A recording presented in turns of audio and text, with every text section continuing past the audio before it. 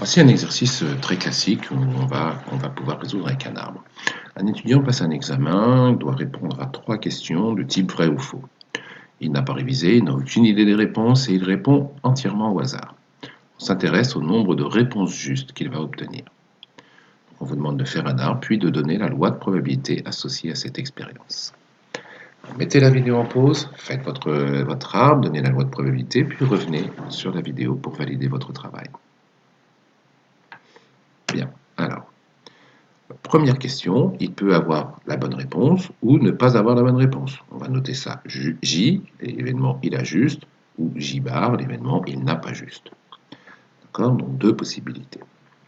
Et il a autant de chances d'avoir la bonne réponse que de ne pas avoir la bonne réponse. Donc ces 2 branches ont toutes les deux une probabilité 1,5. Il y a autant de chances qu'il est juste, pas juste, puisqu'il répond au hasard.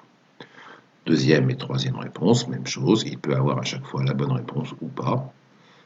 Et donc, au total, on va avoir un arbre avec 8 branches et on va compter sur chaque branche le nombre de résultats justes. Première branche, par exemple, eh bien ici, il a 3 fois juste, donc il a 3 résultats justes. Sur la deuxième branche, il a juste, mais par contre, à la troisième question, il a faux, donc il a 2 bonnes réponses. Et ainsi de suite, on compte sur chaque branche le nombre de résultats justes. Donc, par exemple, la dernière, il n'a pas la bonne réponse, encore pas la bonne réponse, et encore pas la bonne réponse. Il a donc 0 résultat juste. Alors, comme ici, on est en situation d'équiprobabilité, toutes les branches ont exactement la même probabilité. Il y a 8 branches, donc chaque branche a la probabilité 1/8.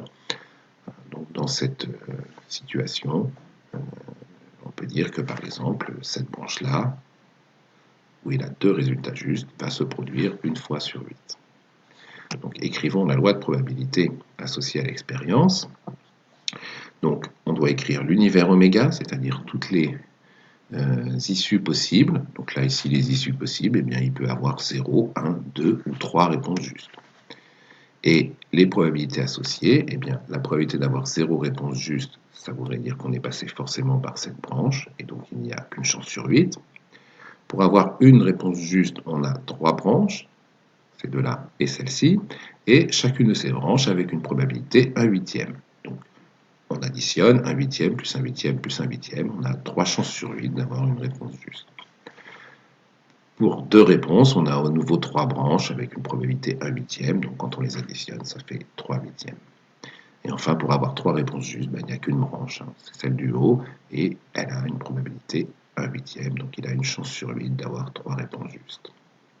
On a presque fini, mais il ne faut quand même pas oublier de vérifier qu'on a bien écrit une loi de probabilité, c'est-à-dire de faire la somme des probabilités de chaque issue. Donc 1 plus 3 plus 3 plus 1, ça fait 8, 8 huitièmes, la somme vaut bien 1.